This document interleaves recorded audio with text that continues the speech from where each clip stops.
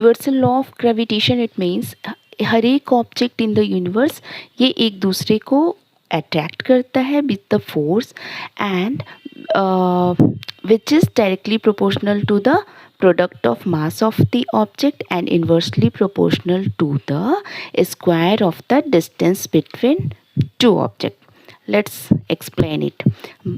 According to the statement of universal law of gravitation, अगर m1 m2 मास के दो objects हैं और ये इस पे एक्सर्ट कर रहा है f1 और इस पे कर रहा है f2, फोर्स अप्लाई कर रहा है, तो according to law of universal law of gravitation होता क्या है कि फोर्स जो इस पे एक्ट कर रहा है that is directly proportional to the mass of the object, यानी m1 m2 के प्रोडक्ट के मास के इक्वल हो गया।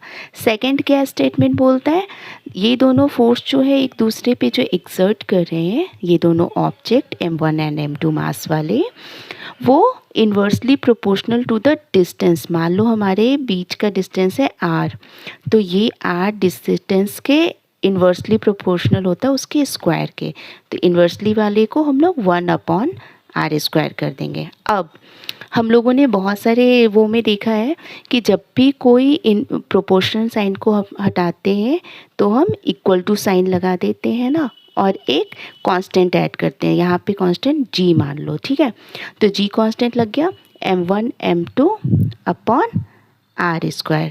तो जब भी जो according to law of gravitation F यानी force acting between two object is directly proportional to mass of the objects, the product of mass of object and inversely proportional to the square of the distance between them.